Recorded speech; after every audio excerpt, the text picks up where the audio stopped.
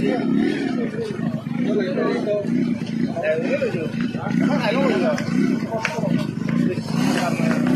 ये जो वीडियो अभी आप लोगों ने देखी, ये बेसिकली दृश्य आप लोगों का देखने को मिलेगा आसाम के अंदर में। आसाम हमारी कंट्री में नॉर्थ ईस्ट का एक राज्य है जहां पर काफ़ी लार्ज स्केल पर बारिश हुई और उसकी वजह से यहाँ पर काफ़ी फ्लड आप लोगों को देखने को मिलेगा। और आसाम ही आप लोगों को वो राज्य है जहाँ पर ब्रह्मपुत्र रिवर जो है वो आप लोगों को बहती हुई नजर आती है। अगर आप लोग यहाँ पर देख पा रहे हैं तो ब्रह्मपुत्र रिवर जो है वो आप लोग यहाँ पर देख पाएंगे। मैक्सिमम पोर्शन इसका आप लोगों को आसाम में देखने को मिलता है। आसाम से निकलकर जब ये रिवर बांग्लादेश में गिरती है तब हम लोग इसको जमुना बोल देते हैं। ये यमुना और जमुना के बीच में डिफरेंस समझिएगा आप लोग। यहाँ पर यमुना नहीं जमुना बोला गया है। इसी तरीके से जब गंगा रिवर जाकर यहाँ पर बांग्लादेश के अंदर गिरती है तो हम लोग उसको पद्मा बोल देते हैं। जब जमुना और पद्मा मिलती है तो हम लोग इसको मेघना बोल देते हैं और ये जाकर बे ऑफ बंगाल में गिर जाती हैं और यहाँ सुंदरवन डेल्टा बनाती है। ये चीज़ें सुनने में बड़ी प्यारी लग रही हैं जो मैंने अभी आप लोगों को बातें बताई कि हाँ यार रिवर बह रही है और ये सारी चीज़ें चल रही हैं। पर लेकिन जो वीडियो अभी आप लोगों ने देखी इससे दृश्य आप लोग समझ पा रहे होंगे कि सिचुएशन क्या बनती है। नॉर्मली हम लोग इंसानों के बारे में बात कर लेते हैं कि हाँ यार इतने इंसानों की जान चलेगी। आप लोग कहीं भी देखने को मिलेगा कि इतने लोग जो हैं वो इम्पैक्टेड हुए। तो ये जो मैं आर्टिकल देख रहा था आप में से एक बच्चे के द्वारा शेयर की गई मुझे ये वीडियो, तो ये ऐसी चीज़ें आप लोगों को देखने को मिलेगी कि यहाँ पर कहीं ना कहीं हम लोग हमेशा इंसानों के बारे में बात करते हैं। कितने सारे जीव जंतु की जान गई है, कितने सारे जीव जंतु जो इससे इम्पैक्टेड हुए हैं, कहीं ना कहीं हम लोग वो चीज़ें साइड में रख देते हैं। तो उसके ऊपर भी हम लोग को फोकस देना चाहिए। तो ये एक ऐसी चीज़ है कहीं ना कहीं जिसमें ये एक ऐसी जो त्रासदी निकल कर आती है ये इंसानों के द्वारा काफ़ी हद तक क्रिएट की जाती है। क्योंकि हम लोग जिस तरीके की स्ट्रक्चर बना रहे हैं, जिस तरीके से कई बार डैम जो होता है वो टूट जाते हैं, उनमें से पानी निकल कर आता है, तो तब जाकर ये माहौल बनता है। तो इसके चलते अभी यहाँ पर बोला गया कि लगभग 20 ऐसे डिस्ट्रिक्ट हैं, यहाँ पर 20 ऐसे जिले हैं आसाम के अंदर जो इसकी वजह से इंपैक्टेड हो रहे हैं। नंबर को आप लोग और ज़्यादा ग्रेविटी में तब समझ पाएंगे जब आप लोगों को पता होगा कि आसाम के अंदर नंबर ऑफ डिस्ट्रिक्ट कितने हैं। आसाम के अंदर टोटल मिलाकर 35 डिस्ट्रिक्ट हैं और 35 में से 20 डिस्ट्रिक्ट जो है वहाँ पर बाढ़ का प्रकोप देखने को मिल रहा है। तो इससे आप लोग एक अंदाजा लगा सकते हैं कि क्या सिचुएशन यहाँ पर देखने को मिल रही है। दिसपुर कैपिटल आप लोगों को यहाँ पर नजर आएगी और गुवाहाटी जो है वो लार्जेस्ट सिटी है आसाम के अंदर। 26 जनवरी 1950 में आसाम को एक राज्य का दर्जा दिया गया था। तो यहाँ पर हमारी कंट्री में काफ़ी एक बड़ा राज्य देखने को मिलेगा अगर हम लोग बात करते हैं नॉर्थ ईस्ट के बारे में। जैसा मैंने अभी आप लोगों को यहाँ पर मैप में भी दिखाया, तो नॉर्थ ईस्ट के आसपास वाले राज्य अगर आप लोग देखेंगे आसाम के, तो यहाँ पर अरुणाचल प्रदेश, ये है नागालैंड, इधर मणिपुर, मिजोरम, नीचे त्रिपुरा और ये हो गया मेघालय, और इधर आप लोगों को वेस्ट बंगाल भी इसके साथ में बॉर्डर टच करता हुआ नजर आता है। इंटरनेशनल बाउंड्री में यहाँ पर भूटान टच करेगा और इधर बांग्लादेश टच करेगा। तो यह है पूरा आसाम का भूगोल अगर मैप आप लोग उठाकर देखोगे। हालांकि ये पॉलिटिकल मैप है यहाँ पर, तो इसमें आप लोगों की जो बातें मैंने बताई हैं इसके बारे में थोड़ा सा आइडिया रखिएगा और उन लोगों के लिए थोड़ी प्रेयर कीजिएगा कि यहाँ पर ज़्यादा से ज़्यादा लोगों को बचाया जा सके। सारी जो फोर्सेज वगैरह है वो लगी हुई है, तो देखते हैं सिचुएशन कैसे नॉर्मल हो पाती है। तो ये है इसके बारे में आर्टिकल। कई सारे काफ़ी इंपॉर्टेंट आर्टिकल है जो मैं यहाँ पर कवर करने वाला हूँ और कल का जो एक आर्टिकल आप लोगों का बचा हुआ है वो भी मैं काफ़ी डिटेल में कवर करूँगा क्योंकि वीडियो जो है वो टर्मिनेट हुई थी, तो इसकी वजह से आप लोगों का एक आर्टिकल भी बचा हुआ है, तो उसको भी हम लोग यहाँ पर अच्छे से देखेंगे। तो एक एक पॉइंट कवर करूँगा काफ़ी डिटेल में। एक इंटरेस्टिंग चीज़ ये है कि वीडियो के जो भी आर्टिकल डिस्कस करता हूँ अंदर उसके एंड में कुछ क्वेश्चंस होते हैं, उनकी प्रैक्टिस आप लोगों को करनी है क्योंकि उनको बनाने में काफ़ी टाइम भी लगता है और वो जो क्वेश्चंस होते हैं वो एग्जाम में पूछे गए क्वेश्चन है, यानी कि कई सारे क्वेश्चन ऐसे हैं जो कि यूपीएससी में पूछे गए हैं और कुछ क्वेश्चन ऐसे हैं जो आप लोगों के द्वारा बनाए गए, आप लोगों के लिए बनाए गए हैं। ठीक है, तो उनको आप लोग अच्छे से एंजॉय करना। अच्छा लगता है जब आप लोग पार्टिसिपेट करते हो और आंसर देते हो तो और ज़्यादा मेहनत करने का मन होता है, तो इसलिए उसको जरूर आप लोग पार्टिसिपेट किया करो। ठीक है, चलते हैं आगे। इसमें कंफ्यूज मत होना, इंपॉर्टेंट डे है और काफ़ी ज़्यादा इंपॉर्टेंट डे आप लोग यहाँ पर इसको बोल सकते हैं क्योंकि बीमारी के बारे में बात की जा रही है, हेल्थ के बारे में बात की जा रही है। और हेल्थ जो होता है मैंने आप लोगों को बताया था संविधान के अंदर जब 7वें शेड्यूल में आप लोग जाएंगे तो 3 लिस्ट है, सेंट्रल लिस्ट यानी कि यूनियन लिस्ट, स्टेट यानी कि राज्य लिस्ट, कॉन्करेंट यानी कि समवर्ती सूची। तो स्टेट लिस्ट के अंदर में यहाँ पर हेल्थ को रखा गया है। अभी यहाँ पर बात करते हैं वर्ल्ड एड्स डे। नहीं, ध्यान से सुनो, ये कंफ्यूजन हो जाता है कई बार आप लोगों को। वर्ल्ड एड्स डे नहीं है, यहाँ पर एड्स की वैक्सीन के बारे में बात की जा रही है, यानी कि वर्ल्ड एड्स वैक्सीन डे। क्या हम लोग वर्ल्ड एड्स डे भी सेलिब्रेट करते हैं? क्या वर्ल्ड एड्स डे और वैक्सीन जो डे है वो अलग अलग हैं? तो ये कंफ्यूजन आप लोगों के माइंड में हो सकता है। जी हाँ, बिल्कुल सही बात बोली गई। एड्स एक ऐसी बीमारी है जो कि यहाँ पर वैक्सीन बनाने के बाद में उसका डे भी सेलिब्रेट करने की बात की गई। वर्ल्ड एड्स डे आप लोगों को पता है 1 दिसंबर को सेलिब्रेट किया जाता है और आज से नहीं, यहाँ पर ये 1988 से हम लोग सेलिब्रेट कर रहे हैं। ठीक है, हालांकि जब बात करें यहाँ पर ये जो डे है यहाँ पर, ये हम लोगों ने सेलिब्रेट करना स्टार्ट किया 18 मई को, और ये हम लोगों ने 1998 यहाँ 88 यहाँ 98, यानी कि जब बीमारी का डे हम लोगों ने अवेयरनेस के लिए सेलिब्रेट करना स्टार्ट किया कि हाँ यार एड्स की बीमारी के बारे में लोगों को पता होना चाहिए, तो उसके बाद में फिर हम लोगों ने क्या किया, हम लोगों ने बीमारी के बारे में भी यहाँ पर सेलिब्रेट कर दिया। तो हम लोगों ने इसकी वैक्सीन के बारे में भी सेलिब्रेट किया ताकि लोगों को अवेयरनेस एक तरीके से दी जा सके। बेसिक पर्पज यार इनका ये रहता है कि लोगों को अवेयर किया जा सके, जो ये बीमारी होती है इनका बेसिक पर्पज ये रहता है, इसका जो डे रहता है ताकि लोग जो है इन बीमारी से कम ग्रसित हो सके। तो इसलिए यहां पर आप लोगों को देखने को मिलेगा। अब काफी इंपॉर्टेंट एक मुद्दा भी आता है कई बार कि यार ये तो बता दो कि एड्स और जो बेसिकली यहां पर HIV है उसमें डिफरेंस क्या होता है। तो ये भी एक काफी इंपॉर्टेंट टॉपिक आप लोगों का बनता है बेसिकली। तो डिफरेंस क्या है, एड्स जो है इसको बोलते हैं एक्वायर इम्यूनो डेफिशिएंसी सिंड्रोम। तो इसका मतलब क्या हो गया, एक्वायर इम्यूनो डेफिशिएंसी यानी कि इम्यून के ऊपर इंपैक्ट डालने वाला यहां पर ये होता है। तो एक तरीके की मेडिकल कंडीशन है, यानी कि जो एड्स है वो एक बीमारी का नाम है, और जो HIV है जिसको आप लोग ह्यूमन इम्यूनोडेफिशिएंसी वायरस बोलते हैं, तो उसके नाम में ही वायरस लगा हुआ है, इसका मतलब वो यहां पर वायरस का नाम है।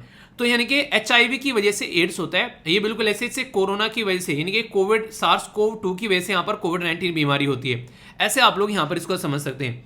तो ये काफी खतरनाक बीमारी होती है, तो इसके चलते लोगों को अवेयर करना काफी जरूरी है ताकि लोगों को जिनको जरूरत है उनको वैक्सीन मिल सके। सबसे इंपॉर्टेंट बात यहां पर यह कि लोग जो है अगर ये बीमारी एक बार लग जाती है तो वो एक तरीके से ताउम्र रहने वाली बीमारी है, वो सोल्यूशन नहीं निकल पाता है, उसकी रोकथाम हम लोग कर सकते हैं बस, ठीक है। तो ये आप लोग इस तरीके से अंडरस्टैंड कर सकते हैं। इसी के चलते यहां पर बात की जैसे मैंने वर्ल्ड एड्स डे के बारे में, तो 1 दिसंबर यहां पर ये सेलिब्रेट किया गया, और 2021 में जो थीम थी ये था एंड इनइक्वलिटीज एंड एड्स, यानी कि कई बार जो इनइक्वलिटीज होती है यानी कि असमानताएं जो होती हैं वो भी एड्स की बीमारी को ठीक नहीं होने देते हैं, क्योंकि हम लोग ये सोचते हैं जो गरीब लोग हैं कई बार उनको हम लोग एक तरीके से अलग छोड़ देते हैं। हम लोग अमीर लोगों के बारे में ज्यादा सोचते हैं, जिसके पास में पैसा है उसके बारे में ज्यादा सोचते हैं। कोविड-19 के ऊपर इतना हा हुल्ला क्यों हुआ, रीजन क्या है, रीजन ये है कि यार वो ना उसने किसी को छोड़ा नहीं, अमीरों गरीबों को सबके ऊपर इंपैक्ट डाला, ठीक है। तो अमीरों से स्टार्ट हुई, वैसे देखा जाए तो दुनिया भर की फ्लाइट इधर उधर उड़ रही थी, वहां से चीजें चली, पर लेकिन बाद में आके सोसाइटी में फैल गई, तो ये इसलिए देखा गया। वरना दुनिया भर के लोग जो हैं आज के डेट में मच्छर जनित बीमारियों से मर जाते हैं, ठीक है। दुनिया भर के लोग और भी कई सारी ऐसी बीमारी जिनके बारे में हम लोग बात भी नहीं करते हैं। तो इस तरीके से आप लोग समझ सकते हैं। तो इसके बारे में आप लोग याद रखिएगा, इंपॉर्टेंट डे है, दोनों में डिफरेंस पता होना चाहिए, और ये डायरेक्ट आप लोगों से स्टेट पीसीएस के अंदर भी कई बार क्वेश्चन बन जाते हैं, और यूपीएससी के द्वारा भी एनडीए सीडीएस या फिर अलग अलग एग्जाम्स में क्वेश्चन पूछे गए हैं, ठीक है। इंटरनेशनल म्यूजियम डे के बारे में बात की जा रही है यहाँ पर। तो म्यूजियम एक तरह का संग्रहालय आप लोग बोल सकते हैं, जहां पर कुछ ऐसी इंफॉर्मेशन रखी होती है ताकि फ्यूचर में आने वाली जनरेशन को भी उसके बारे में बताया जा सके, अवेयरनेस फैलाई जा सके। जैसे कई बार बोला जाता है कि कुछ दिनों बाद ना ये चीज म्यूजियम में मिलेगी, खत्म हो गई है, लोग ना इसको म्यूजियम में देखा करेंगे। बहुत सारी ऐसी चीजें खत्म भी हो गई हैं, हम भी आज के दिन बहुत सारी चीजें ऐसी हैं जो पहले हुआ करती थी। आज के दिन में हम लोग डायनासोर का स्ट्रक्चर जो है म्यूजियम में जाकर देखते हैं कि डायनासोर ऐसा हुआ करता था, तो इससे आप लोग समझ सकते हैं। तो लोगों को अवेयर कराने के लिए यहाँ पर ये म्यूजियम होता है। इसका मतलब ये होता है कि जो भी कल्चर होती है, कहाँ पर कोई चीजें हैं, उसके बेसिकली बारे में अंडरस्टैंड किया जा सके, और लोग जो है कोऑपरेट कर सकें, और शांति लोगों के बीच में बेसिकली लाई जा सके। द पावर ऑफ म्यूजियम ये थीम रखी गई है 2020 की। तो ये भी काफी इंपॉर्टेंट आप लोग यहाँ पर एक फैक्ट देखने को मिलेगा। अच्छा, आप में से कितने ऐसे बच्चे हैं, एसएलवी फैमिली मेंबर है, जो कभी म्यूजियम में गए, ठीक है, किसी भी म्यूजियम में आप लोग घूमे कभी? अगर टाइम मिलेगा तो यूपीएससी की जब बिल्डिंग आप लोग जाएंगे ना, अगर पेपर देने जाते हैं यूपीएससी बिल्डिंग में, कभी इंटरव्यू होता है, तो उस टाइम पर आप लोगों को पता चलेगा, तो वहां पर भी एक म्यूजियम बना हुआ है, ठीक है। उसकी जो बिल्डिंग है, उसकी जो मतलब जो स्ट्रक्चर है, उसके पास में आप लोगों को एक पर्टिकुलर दिखने को मिलेगा, जहां वेटिंग रूम होता है, नॉर्मली बैठते हैं बराबर में जाके, तो वहां पर आप लोगों को देखने को मिलेगा। उसमें घूम के आना, वो यूपीएससी से रिलेटेड है, कम से कम उसके बारे में आप लोगों को इन्फॉर्मेशन लगी और इंटरेस्ट भी आप लोगों का आएगा जिंदगी में कि किस तरीके से क्या क्या चीजें हैं, तो उसमें जरूर घूमिएगा। ये एक सजेशन है, बाकी तो घूमना ना घूमना वो आप लोगों की रिस्पॉन्सिबिलिटी है, फिर जो भी आप लोग को अच्छा लगे वो आप लोग देखना, पर टाइम लगे अगर जाओ उधर को तो जरूर उसमें चक्कर मारना, ठीक है। इससे ही कनेक्टेड एक न्यूज भी आप लोगों की खबर यहाँ पर हो जाएगी, इसके बारे में थोड़ी सी मैं बातें करता हूँ। जैसे म्यूजियम के बारे में बात की, तो यहाँ पर आजादी का अमृत महोत्सव हम लोग सेलिब्रेट कर रहे हैं, यानी कि अपनी कंट्री में आजादी की 75वीं सालगिरह का सेलिब्रेशन हमारा स्टार्ट हो चुका है। तो उसके चलते यहाँ पर इंटरनेशनल म्यूजियम डे जो है वो 18 मई को यहाँ पर सेलिब्रेट किया जा रहा है। तो हमारी जो कल्चर मिनिस्ट्री है वो यहाँ पर मिलकर काम कर रही है कि 16 मई से लेकर 20 मई तक का जो है वो यहाँ पर इसको ऑर्गेनाइज कराएगी एज ए वीक के तौर पर। देखिए, अभी कुछ दिनों पहले आप लोगों ने सुना था, जो ट्राइबल कम्युनिटी के जो लोग होते हैं, तो खासकर उनके द्वारा जो हमारा फ्रीडम स्ट्रगल मूवमेंट में जो उनके द्वारा अपना कंट्रीब्यूशन दिया गया, उसके लिए भी हमारे देश में जो है वो म्यूजियम बनाने की बात की जा रही थी। म्यूजियम बनाना एक तरीके की कल्चर है। अगर वेस्टर्न वर्ल्ड में आप लोग जाओगे तो दुनिया भर के म्यूजियम बने हुए उनके वार के हीरो के, इनके जैसे हमारी कंट्री में फ्रीडम स्ट्रगल मूवमेंट चला, स्वतंत्रता का संग्राम जो चला, उसके चलते बहुत सारे म्यूजियम हमारे देश में होने चाहिए थे अलग अलग चीजों से रिलेटेड, ताकि आने वाली जनरेशन जो है उनके बारे में अंडरस्टैंड कर सके कि ऐसा हुआ था और इस तरीके से जो चीजें हमारे पास में उनकी अहमियत हम लोग समझ पाएंगे। ये बिल्कुल ऐसे ही जैसे हम लोग माँ बाप जो हमारे को पैसे देते हैं, माँ बाप जो हमको बिना कोई अपनी टेंशन बताए हमारी हेल्प करते हैं हर टाइम, हम लोग को कभी लगता नहीं है कि यार वो हमारे लिए कितनी मेहनत कर रहे हैं। हम लोग अपनी लाइफ में एंजॉयमेंट में रहते हैं, देखते हैं हाँ ठीक है पैसे आ रहे हैं, टाइम पर चीजें चल रही हैं, पर लेकिन उसके पीछे कितनी मेहनत उनके द्वारा की जा रही है आप लोगों के लिए, वो आप लोग नहीं समझ पाते हैं। वही चीज को ज्ञात कराने के लिए जो आजादी हम लोग को मिली वो इतनी आसान नहीं थी। एक तरीके से लोगों को अंडरस्टैंड कराने के लिए इनके ऊपर मूवीज, सीरियल्स, म्यूजियम्स बनाए जाते हैं ताकि लोग इसको अंडरस्टैंड कर सकें। तो इसी के चलते मिनिस्ट्री ऑफ कल्चर भी यहाँ पर कोशिश कर रही है कि री इमेजिंग म्यूजियम इन इंडिया, तो इसके चलते यहाँ पर ये समिट भी देखने को मिली थी जो यहाँ पर फरवरी में हुई थी इसी साल में। तो इसके चलते ये भी यहाँ पर काफी इंपॉर्टेंट है। तो मिनिस्ट्री ऑफ कल्चर के द्वारा अनाउंस किया गया कि म्यूजियम एक हैकाथॉन के तौर पर यहाँ पर, जिसके तहत यहाँ पर प्रॉब्लम जो स्टेटमेंट रहेगी उसका सॉल्यूशन निकालने के लिए यहाँ पर बेसिकली ये चीजें बनाई जा रही है। Museum in India mobile app जो है वो डिजिटल जो रेपोजिटरी रखेंगे यहाँ पर और उन चीजों को कलेक्ट करेगा और फिर उनकी सॉल्यूशन निकाले जाएंगे। ठीक है, अगर बात की जाए हमारी कंट्री में बहुत सारे म्यूजियम आप लोगों को देखने को मिलेंगे, तो इसके चलते यहाँ पर हर एक के द्वारा कोई ना कोई इनिशिएटिव लिया गया है आने वाले टाइम पर ताकि चीजों को अच्छे से रखा जा सके। जैसे नेशनल म्यूजियम कहीं बोले कहां पर है, ये दिल्ली के अंदर में है। इंडिया म्यूजियम, दोनों में कंफ्यूज मत हो जाना, ये दोनों कई बार मैच करने के लिए आते हैं और आप लोग इनमें कंफ्यूज होता है। स्टेट पीसेस में कई बार ये क्वेश्चन पूछे जा चुके हैं। यूपीएससी में इस लेवल के क्वेश्चन कई बार एक तरीके से नहीं बनते हैं, पर लेकिन स्टेट पीसेस में बन जाते हैं। ठीक है, डायरेक्ट क्वेश्चन अगर बात करें एनडीए सीडीएस वगैरह में हालांकि पूछ ले जाते हैं। तो यहाँ पर नेशनल म्यूजियम न्यू दिल्ली में और इंडियन म्यूजियम कोलकाता के अंदर में है। ठीक है, national gallery of modern art जो है वो न्यू दिल्ली के अंदर, मुंबई के अंदर और बेंगलुरु के अंदर देखने को मिलेगी। इलाहाबाद म्यूजियम प्रयागराज, वैसे इलाहाबाद रख रखा है नाम पर लेकिन नाम चेंज हो गया प्रयागराज। विक्टोर, यहाँ पर बेसिकली याद रखिएगा ये भी काफी इंपॉर्टेंट है, एक क्वेश्चन पूछे जा चुके हैं। बात की जा रही है विक्टोरिया मेमोरियल हॉल के बारे में, तो ये कोलकाता में देखने को मिलेगा। इसी के साथ में सलार जंग म्यूजियम, ये हैदराबाद में है। साइंस सिटी एंड इसी के साथ में centre under the national council of science museum. ठीक है, ये देश के अंदर में लगभग 24 लोकेशन पर आप लोगों को देखने को मिलेगा। साइंस म्यूजियम के बारे में तो आप लोगों ने सुना भी होगा, 24 लोकेशन मैंने बता दी, 24। ठीक है, तो 24 लोकेशन पे है। आप लोगों को ये बताना है कि आप लोगों के आसपास भी आप लोगों को कभी देखने को मिला ऐसा म्यूजियम वगैरह, अगर हाँ तो कहां पर है, आप लोग अपनी सिटी का नाम यहां पर लिख सकते हैं। तो ये इंपॉर्टेंट है काफी, और साइंस के बारे में इंफॉर्मेशन लेने के लिए कभी भी इस तरीके म्यूजियम में आप लोग विजिट कर सकते हैं। ये काफी इंपॉर्टेंट होते हैं, बहुत सारी इंटरेस्टिंग इंफॉर्मेशन आप लोग यहाँ पर जानने को मिल सकती है। ठीक है, तो ये थे एक छोटा सा नन्ना सा मुन्ना सा टॉपिक जो इसके साथ में कनेक्टेड था। ओके, तो कोई कंफ्यूजन नहीं होना चाहिए।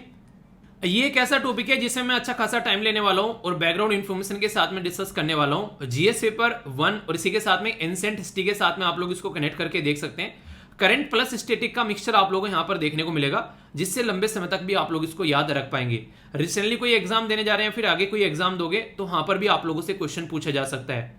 अभी हुआ क्या, यहाँ पर आप लोगों को एक साइट देखने को मिलेगी हरियाणा में हिसार डिस्ट्रिक्ट के अंदर में, जिसका नाम है यहाँ पर राखीगढ़ी। ठीक है, तो ये एक पर्टिकुलर जो साइट है जो यहाँ पर कई बार न्यूज में भी रहती है, यहाँ पर जब खुदाई करते हैं तो रिसेंटली अभी यहाँ पर जब खुदाई के टाइम पर यहाँ पर तो ये फिर से यहाँ पर न्यूज में आ गई है। इस साइट के बारे में तो मैं आप लोगों से बातें करूंगा ही करूंगा। इसके चलते यहाँ पर हम लोग हड़प्पा के बारे में बहुत सारी बातें यहाँ पर जानेंगे, जिससे कि आप लोग इसको अच्छे से कनेक्ट कर पाओगे। तो राखीगढ़ी कहां पर है, तो ये अगर आप लोग ऑप्शनल सब्जेक्ट रखते हैं हिस्ट्री का तो उसमें तो आप लोगों के डायरेक्ट क्वेश्चन पूछे जाते हैं, मेंशन करने के लिए इवन मैप के अंदर भी आप लोगों को बताइए यहाँ पर कि कहां पर ये लोकेटेड है। तो आर्कियोलॉजिकल सर्वे ऑफ इंडिया के द्वारा यहाँ पर इसके अंदर जब खुदाई की गई तो कई सारी स्ट्रक्चर यहाँ से निकल कर आई और एक तरीके से इसको ज्वेलरी मेकिंग यूनिट का नाम दिया जा रहा है कि यहाँ पर हो सकता है कि पुराने टाइम पर ज्वेलरी बनाई जाती थी, तो उसके बारे में बात की गई। तो ये कौन कर रहा है, ये कर रहा है आर्कियोलॉजिकल सर्वे ऑफ इंडिया। तो इसके चलते यहाँ पर लगभग 3 महीने का लॉन्ग फेज एक्सकवेशन का यानी कि एक तरीके से खुदाई का प्रोग्राम यहाँ पर चला और उसको अभी कंप्लीट किया गया है। तो 3 महीने की खुदाई के बाद में यहाँ पर ये कंक्लूजन इनके द्वारा निकाला गया है। तो हवा में बातें तो नहीं कर रहे हैं, कम से कम एक प्रॉपर स्टडी के थ्रू यहाँ पर ये बातें की जा रही हैं। और ये जो स्टडी की गई यहाँ पर आप लोगों को कई सारे कॉपर के गोल्ड ज्वेलरी, इसी के साथ में टेराकोटा टॉयज, ये सारी चीजें यहाँ से देखने को मिली। और यहाँ पर मिट्टी के बर्तन भी और कई सारी सील, जैसे ठप्पा लगा देते हैं, सील लगा दी कि हाँ ये पर्टिकुलर चीज है। तो पुराने टाइम पे जब व्यापार किया करते थे तो ठप्पा लगाया करते थे, तो इस तरीके कई सारी सील्स भी यहाँ पर देखने को मिली। यहाँ पर अभी आर्कियोलॉजिकल जो साइट है यहाँ पर राखीगढ़ी के अंदर, ये लोगों को भी एक्सेसिबल की जाएगी ताकि लोग जो है इन चीज़ों के बारे में अंडरस्टैंड कर सकें, और फ्यूचर में विजिटर के लिए इसको फ्रेंडली बनाने की भी कोशिश की जाएगी ताकि लोग जो है हिस्ट्री को जान सकें। यहाँ पर डीएनए सैंपलिंग के लिए भी कई सारी चीज़ें कलेक्ट की गई हैं। खासकर अगर बात करें तो लोगों के स्केलेटन जो होते हैं, यानी कि स्केलेटन के बारे में बात की जाए तो आप लोग कुछ ऐसे कंकाल देखने को मिलेंगे।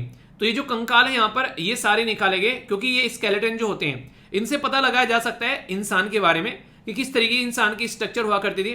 कई सारी चीज़ों का पता यहाँ पर चल जाता है, ठीक है। उस टाइम पर हिस्ट्री कैसी हुआ करती थी, तो बेसिक ये फंडा आप लोगों को देखने को मिलेगा। बेसिक एक तरीके से सॉल्यूशन निकालने की कोशिश की जाती है जो पुराने टाइम की प्रॉब्लम है, ताकि हिस्ट्री को और ज्यादा रिफाइंड हम लोग कर सकें, और ज्यादा रिफाइंड वे में हम लोग हिस्ट्री को अंडरस्टैंड कर सकें कि उनकी फूड हैबिट कैसी हुआ करती थी, क्या क्या वो लोग खाया करते थे, ठीक है। तो पुराने टाइम पर यहाँ पर क्या क्या चीजें थी उनको अंडरस्टैंड करने की कोशिश की जाती है। आप लोगों ने हिस्ट्री पढ़ी होगी, हिस्ट्री में काफी इंपॉर्टेंट एक स्टार्टिंग में टॉपिक निकल कर आता है कि सोर्सेज ऑफ हिस्ट्री क्या है। तो कहीं खुदाई के बारे में बात की जाती है, कहीं किताबों के बारे में बात की जाती है, कहीं आप लोगों को किसी शिलालेख के बारे में बातें की जाती है। तो ये हिस्ट्री के सोर्सेज हैं जहां जहां से हिस्ट्री हम लोग जानते हैं, वरना कोई कहानी थोड़ी ना सुना रहा आप लोगों को आके कि हिस्ट्री में ये चीज थी, हिस्ट्री में ये चीज थी। ये सारे कोई ना कोई सोर्सेज हैं जिसने कहीं ना कहीं पढ़े हैं, इनको किताबों में लिखा है, कहीं ना कहीं खुदाई में मिले हैं, किसी के द्वारा कहीं पर किसी दीवार पर उकेर दिए गए हैं। तो इस तरीके से यहाँ पर इसके बारे में हम लोग जान पाते हैं। तो ये हिस्ट्री का पार्ट होता है, और जैसे जैसे हम लोग की चीजें पता चलती रहती है वैसे वैसे हिस्ट्री जो है चेंज होती रहती है। जो कहते हैं ना कि हिस्ट्री चेंज नहीं होती है, हिस्ट्री भी चेंज होती है, वैसा जैसे जैसे आप लोगों को चीजों का पता चलता रहता है। एग्जैक्ट लोकेशन अगर आप लोग यहाँ पर इस साइट का देखना चाहेंगे तो ये राखीगढ़ी आप लोगों को हिसार हो गया, यहाँ पर ये हरियाणा हो गया, तो यहाँ पर आप लोगों को देखने को मिलेगी एग्जैक्ट ये लोकेशन आप लोगों के सामने राखीगढ़ी साइट की। ये पहले इतनी फेमस नहीं हुआ करती थी, रिसेंटली अभी कुछ ज्यादा फेमस हो गई है। जब यहाँ पर 1997 में इनका नाम था यहाँ पर अमरेंद्र नाथ, ठीक है, तो अमरेंद्र बाहुबली, ठीक है, तो उस तरीके से याद रख लेना। ये फॉर्मर डायरेक्टर थे आर्कियोलॉजिकल सर्वे ऑफ इंडिया। तो यहाँ पर इनके द्वारा खुदाई की गई, काफी डिटेल में यहाँ पर चीजों का पता लगाया गया, और उससे फिर चीजों को आगे अंडरस्टैंड किया गया, तो वहां से चीजें काफी ज्यादा सामने निकल कर आई। तो ये आर्कियोलॉजिकल सर्वे ऑफ जो इंडिया है उसके हेड थे, तो यहाँ पर इसके चलते काफी आसानी से इस प्रोजेक्ट को आगे लेकर चल पाए।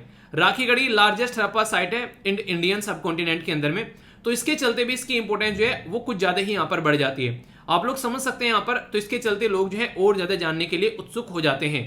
ऐसा नहीं है कि हम ही लोग इसके बारे में पढ़ रहे हैं, इंटरनेशनल लेवल पर भी रिकॉग्नाइज हो चुकी है आज की डेट में। अगर बात करें सबसे पहले तो ये याद रखिए कि 5000 साल पुराना है भाई साहब ये स्ट्रक्चर जो आप लोगों को देखने को मिल रहे हैं, यहाँ पर जो चीजें निकल कर आ रही हैं। तो इसके चलते हम लोग ये समझ पा रहे हैं कि आज की डेट में भी यहाँ पर कहीं ना कहीं चीजें जो है वो हम लोग कंटिन्यू कर पा रहे हैं, कनेक्ट कर पा रहे हैं। इस एरिया में लोग रहते हैं आज के डेट में, हम लोग उनको अंडरस्टैंड कर पा रहे हैं। जो यहाँ पर रिवर के बारे में बात की जाती है, तो ये रिवर आप लोग याद रखिएगा, ये साइड जो है ये है सारा, ये है बेसिकली। देखिए आप लोगों से क्या होता है, अभी आप लोगों में कई सारी रिवर के नाम बताऊंगा और फिर यहाँ पर इनको मैच करके भी हम लोग देखेंगे, जो कि कई बार क्वेश्चन भी पूछा जा चुका है। यहाँ पर देखिएगा, जैसे कि यहाँ पर तो अभी आप लोगों को एक रिवर के बारे में बता रहा हूँ, ठीक है। सरस्वती रिवर का प्लेन जो है वहां पर आप लोगों को देखने को मिलेगा, जो कि लगभग घाघर रिवर से यहाँ पर 27 किलोमीटर आप लोगों को दूर नजर आएगी। पर लेकिन रियलिटी में अगर बात करें तो ये क्वेश्चन बन चुके हैं। Indus valley civilisation Indus river पर है। इजिप्टियन सिविलाइजेशन जो आप लोगों को इजिप्ट के अंदर जो देखने को मिलती है वो नाइल रिवर पर बसी हुई है। इसके पीछे एक फैक्ट मैं आप लोगों को बताऊंगा अभी। मेसोपोटामिया जो है यहाँ पर ये टिग्रिस या फिर इसको यूरोफेट रिवर भी आप लोग बोलते हैं। चाइनीज सिविलाइजेशन जो है ये हुआंग जो हो रिवर है उसके किनारे पर आप लोगों को देखने को मिलेगी। देखिए सिविलाइजेशन जो थी पुराने टाइम पर जब यहाँ पर लोग जाकर बसे थे वो किन एरिया में जाकर बसे थे, वहां जहां पर पानी होगा, क्योंकि पानी होगा तो अपनी डे बाय डे की जो जिंदगी है वो पूरा कर पाएंगे। अभी आप लोगों ने मोहनजोदारो नाम की मूवी देखी होगी ऋतिक रोशन की, अगर हाँ तो बताइए। उसमें आप लोगों ने देखा होगा कि वो नदी के किनारे बेसिकली रहा करते थे, ठीक है, उसके ऊपर बांध बनाया वो सारी चीजें, और उसके बाद में गंगा के किनारे जाकर बसने लगे थे। तो ये सारी चीजें उसमें मूवी के अंदर दिखाई गई है। तो बेसिक पर्पज यहाँ पर ये होता था नदी के किनारे रहने का, कि उनकी सारी जो भी आवश्यकताएं हैं उनकी पूर्ति हम लोग कर पाते थे। मई 2012 में ग्लोबल हेरिटेज जो फंड है उसने डिक्लेयर किया कि राखीगढ़ी जो है one of the 10 most endangered heritage site है एशिया के अंदर। मतलब वो साइट जो कि खत्म होने की कगार पर पहुंच रही है। इसका क्या मतलब होता है? इसका मतलब ये होता है कि मान लो कहीं पर एक टूटी फूटी कोई स्ट्रक्चर है और वहां पर कोई इसका ध्यान नहीं रख रहा है, लोगों ने क्या किया, एक दो ईंट उठाकर ले गए, कोई और कुछ उस स्ट्रक्चर उठाकर ले गया, कोई कुछ ले गया, तो देखते ही देखते वहां पर कई सारी ऐसी स्ट्रक्चर जो है वो दिल्ली में से खत्म हो चुकी हैं। ये खुद यहाँ पर आर्कियोलॉजिकल सर्वे ऑफ इंडिया बोलता है कि यहाँ पर कोई ना कोई स्ट्रक्चर हुआ करती थी वो खत्म हो चुकी है आज के डेट में। क्यों? क्योंकि उनको प्रोटेक्ट नहीं किया गया। तो प्रोटेक्शन भी काफी इंपॉर्टेंट हो जाता है, वरना चीजें जो है वो खत्म होती चली जाती है और हम लोग को पता भी नहीं चलता है। जब से यहाँ से खुदाई करना स्टार्ट किया आप लोग देखते हैं 1997 से, तो ये सारी चीजें यहाँ से मिल चुकी हैं। कहीं आप लोगों को यहाँ पर माउंट्स यानी कि जो कई सारे ऊंचे ऊंचे टीले आप लोगों ने रेत के या फिर किसी चीज़ के स्तूप आप लोग बोल सकते हैं, वो देखने को मिलेंगे। कई सारे डेट बैक यहाँ पर और भी बहुत सारी चीज़ें आप लोगों को देखने को मिलेंगे 6000 7000 साल पुरानी, ठीक है, ऐसे आप लोग समझ सकते हैं। कई सारी सील्स आप लोगों को देखने को मिलेगी जो कि उस टाइम पर यूज़ की जाती थी। इसी के साथ में यहाँ पर कई सारे मार्बल वगैरह आप लोगों को देखने को मिलते हैं, कई सारी पक्की ईंटें देखने को मिलती हैं, व्हील के काट, टॉयज, खिलौने वगैरह, ड्रेनेज यानी कि पानी का सिस्टम। तो इन सब चीज़ों के चलते हम लोग अंदाजा लगा पाते हैं कि भाई साहब ये है क्या, यानी कि हवा में किसी को नहीं पता है, लोगों ने इसके बारे में स्टडी की, पढ़ा, खोजा, तब जाकर हम लोग समझ पाते हैं कि आखिर रियलिटी में बैकग्राउंड क्या है। उसके बेस पर हम लोग चीज़ों को आगे कनेक्ट कर पाते हैं। कई सारे बच्चों के मन में ये कंफ्यूजन आता है कि इंडस वैली सिविलाइजेशन भी नाम सुना है हम लोगों ने, हड़प्पा सिविलाइजेशन भी नाम सुना है, आखिर दोनों में डिफरेंस क्या है यार, ये तो बता दो एक मिनट। इसमें डिफरेंस कोई ज्यादा बड़ी बात है नहीं। नॉर्मली क्या होता है, आप लोगों ने देखा भी होगा कि जिसके बारे में हम लोग जानते हैं ना, घर में कोई बड़ा इंसान है, वो फेमस है कि ये ना फुलाने के परिवार से आते हैं, ढिमकाने के परिवार से आते हैं, एक बाबा दादा का कोई, ताऊ जी का कोई नाम था, तो उसके हिसाब से चीजें चलती रहती हैं, तो उसी के नाम पर चीजें आप लोग देखने को मिलते हैं। इंडस वैली सिविलाइजेशन भी ऐसे ही यहाँ पर चली। तो हड़प्पा सिविलाइजेशन इसका नाम इसलिए दिया गया क्योंकि जो फर्स्ट साइट थी जिसकी खुदाई की गई 1921 में, यानी कि 1921 में, और ये क्वेश्चन कई बार पूछे जा चुके हैं। दयाराम साहनी जी थे जिनके द्वारा यहाँ पर खुदाई की गई थी 1921 में। तो इसके बारे में आप लोग यहाँ पर याद रख सकते हैं।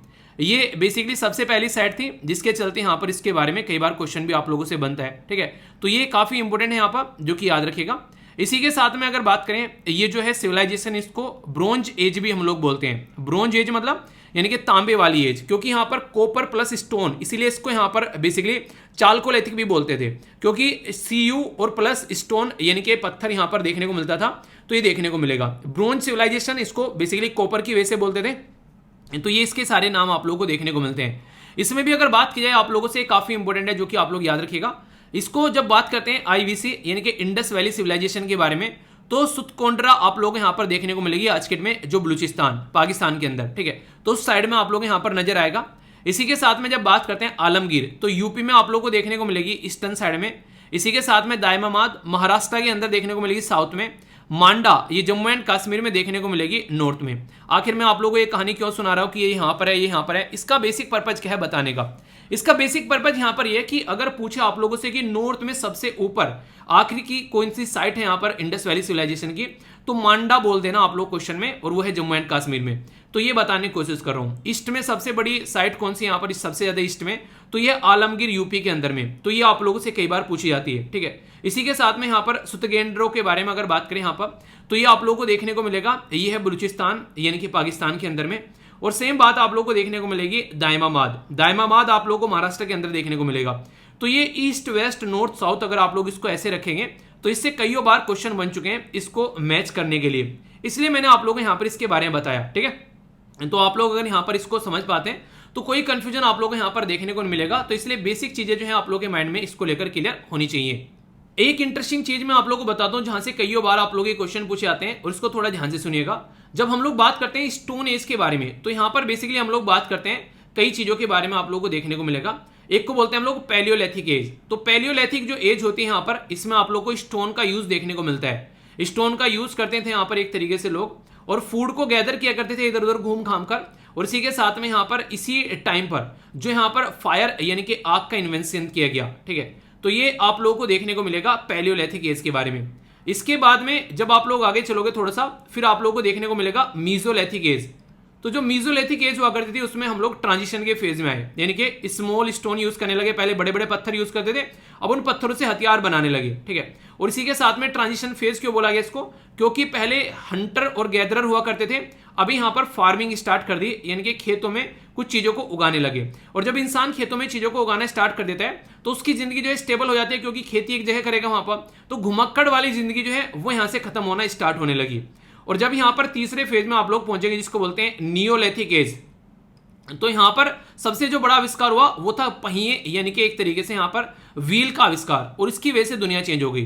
पहले आप लोग समझिए एक चीज से, किसी चीज को आप लोग रगड़ कर खींच कर लेकर जा रहे हैं तो जिंदगी कितनी टफ थी। अब यहाँ पर पहिए लगा दिए गाड़ी के अंदर में और उसके ऊपर रखकर चीजों को आसानी से ले जा रहे हैं। पहले लोगों को आने जाने के लिए भी काफी दिक्कतें होती थी, ज्यादा सामान खींचने में दिक्कतें होती थी। अब वो जिंदगी इतनी आसान हो गई जिसकी कुछ हद नहीं है। आप लोग सोच सकते हैं आज के दिन में ट्रेन, हवाई जहाज जो उड़ता है पहले पहिया पर दौड़ता है, ठीक है, गाड़ियां चलाते हैं आप लोग, स्कूटर चलाते हैं, बाइक चलाते हैं, कुछ भी चलाते हैं, इवन बैग भी कहीं लेकर जाते हैं, ट्रॉली, तो आप लोग उसमें नीचे पहिया देखते हैं। तो ये सारे जो यहाँ पर इन्वेंशन हुआ था यहाँ पर ये आप लोग को देखने को मिलेगा नियोलिथिक एज में यहाँ से निकल कर आया, ठीक है। तो इसके चलते यहाँ पर आप लोग इसको याद रख सकते हैं। फिर आप लोगों को आगे देखने को मिलेगा, इसको बोलते हैं बेसिकली कैल्कोलिथिक एज। तो कैल्कोलिथिक एज में यहाँ पर आप लोग को देखने को मिलेगा बेसिकली, जिसमें यहाँ पर जो कॉपर प्लस स्टोन का यूज किया गया, इस्तेमाल किया गया। तो ये भी काफी इंटरेस्टिंग है, इसको मैंने याद किया था उस टाइम पर, एक्रोनिम बनाया था। तो यहाँ पर इसको याद रखते हैं आप लोग पीएम, ठीक है, पीएम हो गया, इसी के साथ में एनसी, ठीक है। तो यहाँ पर कुछ भी आप लोग याद रखते हैं जो भी आप लोगों को सुटेबल लगे, जैसे कि कई बार आप लोग बोल देते हैं कि एक तरीके से कि ये यहाँ पर जैसे नेशनल कांग्रेस बोल दिया, ठीक है। याद रखने के लिए ऐसे मत बोलना कि हाँ सर कांग्रेस को वो कर रहे हो, ठीक है, कई बार कई सारे आप लोग बोलते हैं। तो पीएम जो है नेशनल कांग्रेस के, ऐसे आप लोग यहाँ पर बोल सकते हो, ठीक है। क्योंकि जब मैंने पहली बार इसको पढ़ा था यहाँ पर उस टाइम पर जो थे यहाँ पर मनमोहन साहब की बेसिकली गवर्नमेंट थी, तो मैंने जब इसको सबसे पहली बार मैंने हिस्ट्री को उठाकर पढ़ा था, ठीक है। तो इसलिए मुझे यहाँ पर याद रहता है ये, तो यहाँ पर उस टाइम पर कि हाँ नेशनल कांग्रेस के जो है बेसिकली पीएम है यहाँ पर मनमोहन सिंह साहब। तो उस तरीके से आप लोग कनेक्ट कर सकते हैं, ठीक है। तो याद रखने का एक एक्रोनिम हो गया, कंफ्यूजन नहीं होना चाहिए बेसिकली यार एग्जामिनेशन हॉल में जब आप लोग जाकर बैठो। तो ये कुछ ऐसी बेसिक चीजें हैं जिसके बारे में आप लोग को पता होना चाहिए। कुछ और बातें मैं आप लोग को यहाँ पर बताता हूँ जिसके साथ में आप लोग अच्छे से कनेक्ट कर पाएंगे। जैसे हड़प्पा के बारे में भी आप लोगों को पता चल गया। हड़प्पा जो है नॉर्मली आप लोगों को यहाँ पर देखने को जो मिलती है, काफी सारी इसका बड़ा पोर्शन आप लोगों को पाकिस्तान में देखने को मिलेगा। और ये जो किस रिवर के ऊपर आती है, तो ये रवि रिवर के ऊपर आती है, ठीक है। तो ये कई बार रिवर मैच करने के लिए आ जाता है। इसी के साथ में मोहनजोदारो, जो कि मैंने मूवी का भी नाम आप लोगों को बताया, ठीक है। तो ये सिंध, यानी कि आप लोगों यहाँ पर सिंध, और इसी के साथ में लरकाना, ये भी पाकिस्तान के अंदर आप लोगों को देखने को मिलेगा। और ये इंडस जो बेसिकली रिवर के ऊपर आप लोगों को नजर आती है, ठीक है। चानीदारो के बारे में बात करेंगे तो वो भी आप लोगों को पाकिस्तान के अंदर इंडस रिवर पर ही देखने को मिलेगी, ठीक है। सिंध के अंदर इंडस रिवर के अंदर आप लोगों को नजर आएगी। इसी के साथ में अगर बात की जाए यहाँ पर कालीबंगा के बारे में आप लोगों ने कई बार सुना होगा। कालीबंगा काफी इंपॉर्टेंट है, ये बेसिकली आप लोगों को देखने को मिलेगी जो राजस्थान के अंदर में, और घाघर रिवर, ठीक है। तो राजस्थान के अंदर और घाघर रिवर के किनारे आप लोगों को नजर देखने को मिलेगी। लोथल के बारे में आप लोगों ने कई बार सुना होगा, लोथल, ठीक है। लोथल में राइस पाए गए थे सबसे पहले, चावल, ये आप लोगों को देखने को मिलेगी अहमदाबाद के अंदर में, और ये कहां पर है, गुजरात में। और ये साबरमती रिवर के किनारे आप लोगों को देखने को मिलेगा। आलमगीर के बारे में आप लोगों को पता होना चाहिए, जो भी मैंने डिस्कस की, मेरठ में उत्तर प्रदेश में आप लोगों को देखने को मिलेगी, यूपी के अंदर में। और ये हिंडन रिवर जो है बेसिकली उसके किनारे पर आप लोगों को नजर आएगी। तो ये ऑलरेडी ऐसे क्वेश्चन मैंने आप लोगों को यहां पर बताए जो कि कई बार आप लोगों से एग्जाम में पूछे जा चुके हैं, मैच करने के लिए आ जाते हैं, कई बार डायरेक्ट क्वेश्चन बनते हैं। तो इसीलिए मैंने बोला था कि ये एक ऐसा टॉपिक होगा जो कि मैं काफी डिटेल में आप लोगों से डिस्कस करूंगा, और कोई क्वेश्चन भी आप लोगों से पूछे तो ऐसा पढ़ाऊंगा कि क्वेश्चन का आंसर भी आप लोग दे पाओगे। तो ये बेसिक चीजें मैंने आप लोगों को यहां पर बताई। तो ये सारी चीजें आप लोगों को जो बताई गई हैं, ये पीडीएफ आप लोग जरूर ले लेना, टेलीग्राम पर प्रोवाइड करा दूंगा। ये आप लोगों को रिवीजन कर चीजें जो है वो कम से कम याद रखनी है, ठीक है। अभी यहां पर कुछ और इंपॉर्टेंट बातें अगर बात करूं इंडस वैली सिविलाइजेशन के बारे में, तो ब्रोंज एज यहां पर बोलते थे, जिसको बेसिकली चालकोलिथिक एज मैंने बताया, ब्रोंज एज सिविलाइजेशन 1920 में, 1920s में यानी कि 1921 में खुदाई स्टार्ट की गई दयाराम साहनी जी की अध्यक्षता में, और फर्स्ट सिटी यहां पर हड़प्पा रखी गई, जिसके चलते इसका नाम हड़प्पा सिविलाइजेशन बना। 1924 में यहां पर जॉन मार्शल जो थे वो डायरेक्टर जनरल थे आर्कियोलॉजिकल सर्वे ऑफ इंडिया के, तो उनके द्वारा अनाउंस किया गया यहां पर कि ये भाई साहब इंडस वैली सिविलाइजेशन है, हड़प्पा सिविलाइजेशन नहीं है। क्यों? क्योंकि इंडस रिवर के आसपास में फैली हुई यहां पर ये सिविलाइजेशन आप लोगों को देखने को मिलेगी, तो इसके नाम पर इसका नाम जो है वो इंडस वैली सिविलाइजेशन रख दिया। तो ये जो भी बातें अभी आप लोगों को बताई गई हैं, ये सारी साइट जो है वो आप लोगों के लिए पीपीटी के अंदर भी इसलिए डाल दी गई हैं ताकि आप लोग आसानी से इनको याद रख सको। तो ये बेसिक क्वेश्चन आप लोगों से एग्जाम में बन जाते हैं, और इनको थोड़ा सा नजर रखना, क्योंकि क्वेश्चन एग्जाम में नहीं छूटना चाहिए, बेसिक पर्पज मेरा ये रहता है। सारी बातें जो मैंने भी आप लोगों को बताई, एक तो यहाँ पर ये वाली बातें और एक ये वाली बातें कि नॉर्थ में कौन है, साउथ में कौन है, ईस्ट में कौन सा है, ये स्ट्रक्चर भी आप लोगों के सामने है यहाँ पर। इसी के साथ में अर्ली फेज है यहाँ पर, ठीक है। इसी के साथ में मेच्योर फेज बोला जाता है, और फिर लास्ट का फेज जो रहता है। तो इसमें अर्ली फेज में आप लोगों को यहाँ पर ये वाली चीजें देखने को मिलेगी, मेच्योर फेज में आप लोग को ये वाला एरिया, और फिर यहाँ पर जो लास्ट वाला फेज होता है लेट में, ये वाला मैप। तो ये एक इस तरीके का स्ट्रक्चर आप लोगों को दिया जा रहा है ताकि आप लोग आसानी से इससे क्वेश्चन जो है वो सोल्व कर सको, ठीक है। तो मैं आशा करता हूं आप लोगों ने बहुत ही अच्छे से इस आर्टिकल को सुना है। अब कितना अच्छे से सुना है वो तो पता चलेगा जब मैं आप लोगों से क्वेश्चन पूछूंगा, उनका आंसर कितने अच्छे से आप लोग कर पाते हो। तो एक बार नजर डाल लेते हैं क्या क्या हम लोगों ने डिस्कस किया। मैंने बताया कहां कहां से क्या क्या चीजें निकाली गई है, राखी गढ़ी के बारे में सारी बातें बताई, कुछ मैंने सोर्स वगैरह भी आप लोगों को यहां पर बताए, क्या क्या मुद्दे यहां पर मिले हैं उसके बारे में भी एक आइडिया आप लोगों को दिया, इंडस वैली सिविलाइजेशन के बारे में बताया, और इसी के साथ में कौन कौन सा टाइम ड्यूरेशन है वो बताया, किस नदी के किनारे पर कौन कौन सी साइट पाई जाती है उसके बारे में डिस्कस किया, इसी के बारे में बेसिक चीजें जानी, और ये पिक्चर भी मैंने आप लोगों को यहां पर दिखाई। अब यहां पर मैं आशा करता हूं क्वेश्चन का आंसर आप लोग अच्छे से कर पाओगे। मैं पहले दोनों क्वेश्चन आप लोगों के लिए पढ़ता हूं। यूपीएससी 2013 में एक क्वेश्चन पूछा गया और यहां पर यूपीएससी 2017 में एक क्वेश्चन पूछा गया। दोनों क्वेश्चन पढ़ने के बाद में आप लोग चीजों को समझ पाओगे कि यूपीएससी कैसे एक बार कोई क्वेश्चन पूछ लेता है, उसी की स्टेटमेंट को घुमाकर आगे भी किसी न किसी क्वेश्चन में डाल देता है, जिससे कि आप लोगों को यह बोलता जाता है कि इसीलिए यूपीएससी के पुराने क्वेश्चन पेपर आप लोग को अच्छे से अटेम्प्ट करने चाहिए। तो यहां पर बात की जा रही है, पहले समझते हैं बात की जा रही है किसके बारे में, ये इंडस सिविलाइजेशन के बारे में बात की जा रही है। तो इंडस सिविलाइजेशन जो है उसमें बोला गया है कि कई सारे टेम्पल्स वगैरह देखने को मिला करते थे, बड़े बड़े टेम्पल्स वगैरह देखने को मिला करते थे। दूसरा बोला गया वर्शिप जो थी वो मेल और फीमेल दोनों डाइटीज की जाती थी, यानी कि दोनों देवताओं की, जिसमें मेल भी थे और फीमेल भी थे। तीसरा बोला गया है यहाँ पर हॉर्स थे जो कि चैरियट को ड्रोन किया करते थे बेसिकली, यानी कि बेसिकली बात की जा रही है कि एक तरीके से जो वारफेयर था, यानी कि जो युद्ध के ग्राउंड थे उनमें घोड़े यूज किया करते थे रथों को खींचने के लिए। तो ये बातें यहां पर बोली गई है। तो कौन सी स्टेटमेंट करेक्ट है? ए में बोला गया 1 और 2, बी में बोला गया 2 ओनली, सी में बोला गया 1 और 3, 1 2 3 और नन ऑफ द अबव। सही आंसर आप लोगों को बताना है। एक और क्वेश्चन पढ़ लेते हैं इसी बहाने से, फिर आप लोगों को सारी चीजें बताऊंगा डिटेल में। अभी बात की जा रही है ऋग्वेद के बारे में, यानी कि ऋग्वेदिक आर्यन और इंडस जो वैली है उसके लोगों के बारे में यहां पर डिफरेंस के ऊपर क्वेश्चन दिया गया है। तो यहां पर क्या बोला गया कि ऋग्वेदिक जो आर्यंस थे वो कोट वगैरह, यानी कि जो कवच वगैरह नहीं होता है एक तरीके से, वो यूज किया गए थे, हेलमेट्स वगैरह यूज किया करते थे जो एक तरीके से लड़ाई के टाइम पर। इंडस वैली सिविलाइजेशन में ऐसे कोई भी एविडेंस देखने को नहीं मिलते हैं इनके द्वारा। एक तो स्टेटमेंट ये बोली गई है। दूसरा, ऋग्वेदिक आर्यन जो थे वो गोल्ड, सिल्वर और कॉपर के बारे में जानते थे, जबकि इंडस वैली में जो लोग थे वो ओनली कॉपर के और आयरन के बारे में जानते थे। तीसरा बोला गया कि ऋग्वेदिक आर्यन जो है यहाँ पर, ये काफी इंपॉर्टेंट है, ठीक है। ऋग्वेदिक आर्यन जो है वो डोमेस्टिकेटेड करते थे हॉर्स को, जबकि यहां पर कोई एविडेंस ऐसा नहीं देखने को मिलता है इंडस वैली के लोगों के टाइम पर कि वो हॉर्स जैसे किसी एनिमल से यहां पर कनेक्टेड थे। अब ये जो स्टेटमेंट है, अगर आप लोग अब पहले वाला क्वेश्चन पढ़ोगे तो यहां पर क्या बोल रखा है, they employed horse drawn the chariot and the warfare. तो आप लोगों को यहां पर देखने को मिलेगा कि बड़े बड़े युद्ध होते थे, इसका मतलब तो पर, लेकिन दूसरी स्टेटमेंट में आगे चलकर बोल दिया कि यहां पर ऐसा कुछ देखने को मिलता ही नहीं था कि ये हॉर्स के बारे में जानते भी थे। इसी के साथ में यहां पर क्या बात कर दी कि यहां पर एक तरीके से इनके द्वारा बोला गया कि बड़े बड़े लड़ाई किया करते थे, बड़े बड़े घोड़े वगैरह। यहां पर देखिए बोल दिया कि कोई भी यहां पर ऐसे एविडेंस नहीं मिलते हैं कि यहां पर ये इस तरीके से कुछ चीजें रखा करते थे, ठीक है। तो यानी कि आप लोगों को दो क्वेश्चन है, 2013 में पूछा गया और 2017 में देखा गया, और दोनों में सिमिलैरिटी देखो आप लोग क्वेश्चन में। तो इस तरीके से बोला जाता है कि पुराने क्वेश्चन पेपर आप लोग को देखने चाहिए। आप लोग टॉपिक को अंडरस्टैंड करोगे तो आगे क्वेश्चन का आंसर दे पाओगे। इस क्वेश्चन का आंसर क्या है? इस क्वेश्चन का आंसर अगर मैं आप लोग को बताऊं, आप लोग एक बार अटेम्प्ट कर लो, जिसने भी अटेम्प्ट करना है, उसके बाद में आंसर बताता हूं, ठीक है। कर लिया अटेम्प्ट? वीडियो को पॉज करके अटेम्प्ट कर लिया करो। इसका आंसर आप लोगों को बी देखने को मिलेगा, यानी कि सेकंड स्टेटमेंट यहां पर सही है, बाकी की दोनों स्टेटमेंट जो है वो इनकरेक्ट है। यहां पर ये ना तो यहां पर कोई भी ग्रेट प्लेसेस थे, टेंपल, बड़े बड़े कोई मंदिर वगैरह आप लोगों को देखने को नहीं मिलेंगे, और यहां पर हॉर्स का भी बेसिकली यहां पर इनको ज्यादा ज्ञान नहीं था। अगर ये क्वेश्चन आप लोगों ने यहां पर पढ़ लिया और 2017 में आप लोग मान लीजिए क्वेश्चन आप पेपर देने बैठे, तो यहां पर अब आप लोग क्वेश्चन का आंसर दे पाएंगे। यहां पर सी है क्वेश्चन का आंसर, ठीक है।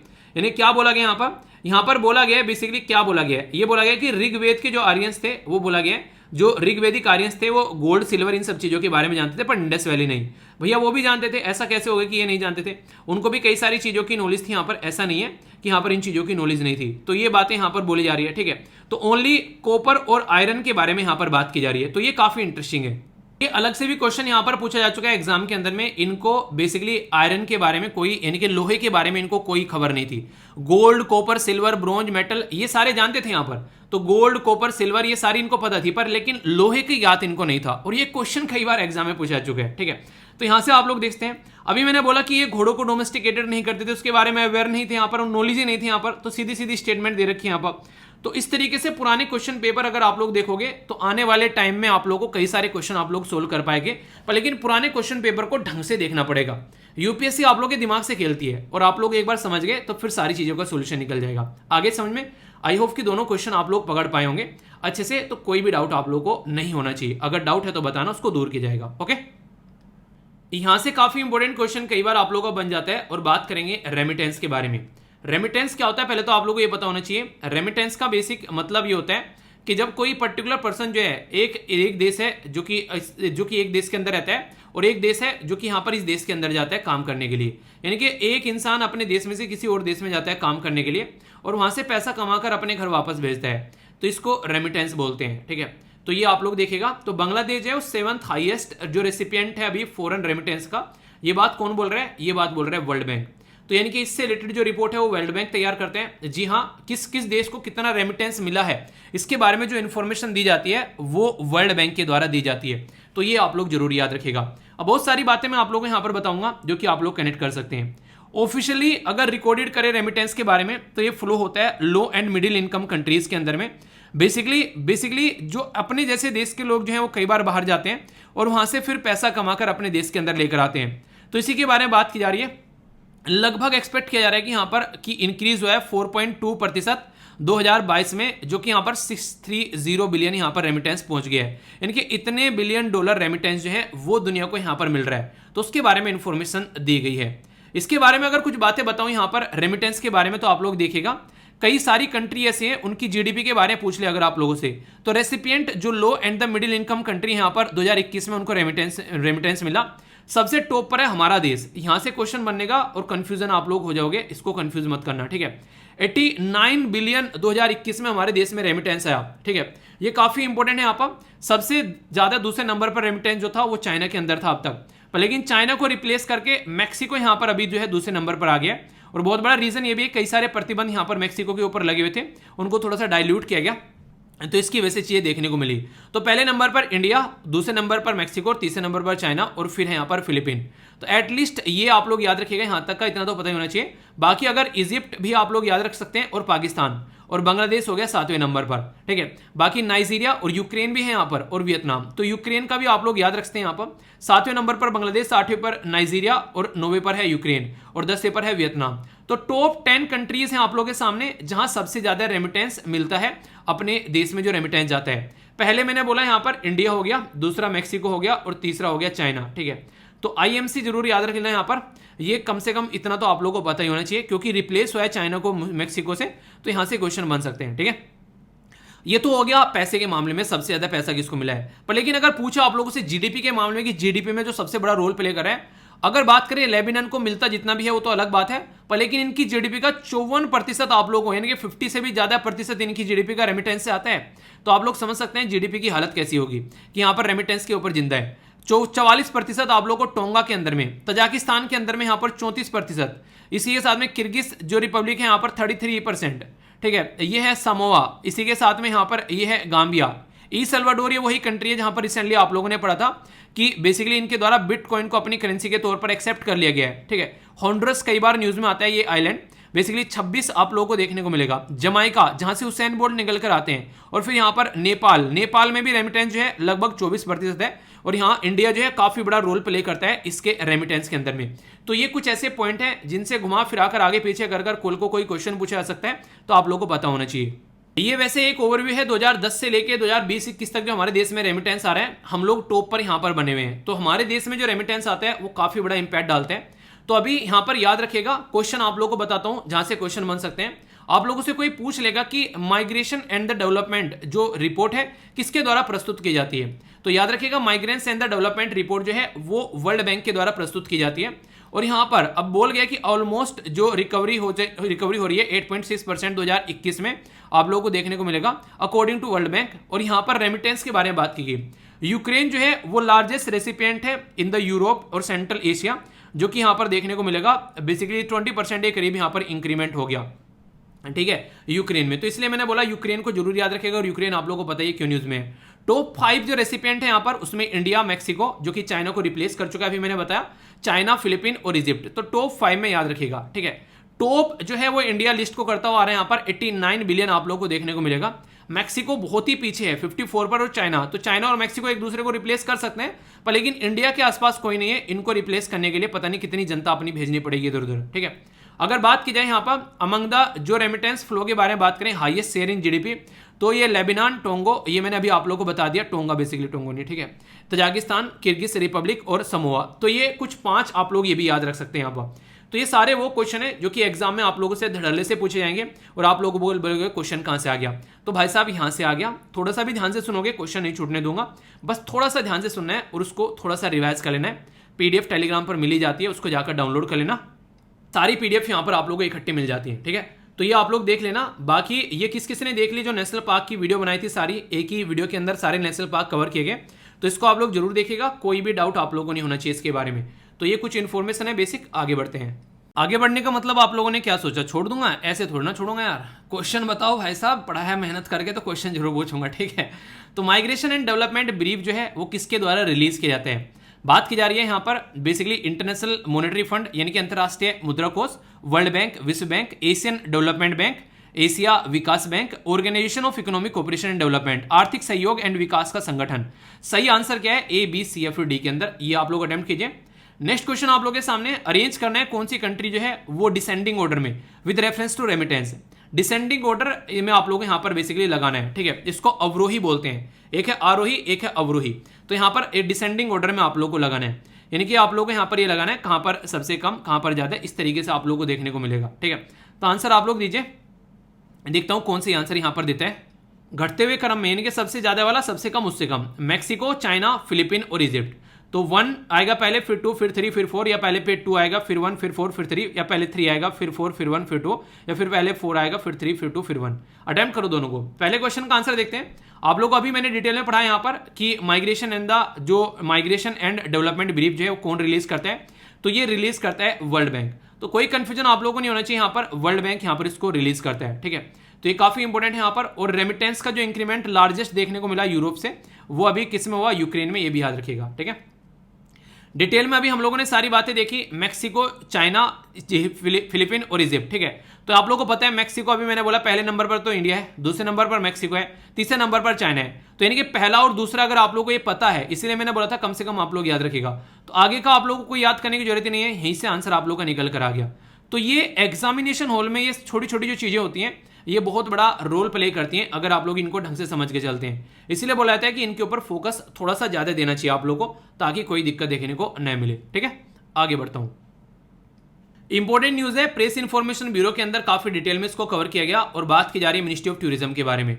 यानी कि जो टूरिज्म वाला मिनिस्ट्री है वो क्या कोशिश करता है कि देश के अंदर जो टूरिज्म है वो बढ़े, ठीक है। यानी कि देश के अंदर में एक तरीके से ज्यादा लोग जो है वो विजिट करने के लिए आए, क्योंकि काफी सारी कंट्री ऐसे हैं यूरोप के अंदर में आप लोग जाओगे, इसी के साथ में श्रीलंका भी काफी बड़ी, लगभग 10% उनकी जीडीपी में टूरिज्म से आता था। तो इससे आप लोग अंदाजा लगा सकते हैं, तो काफी बड़ा रोल प्ले करते हैं।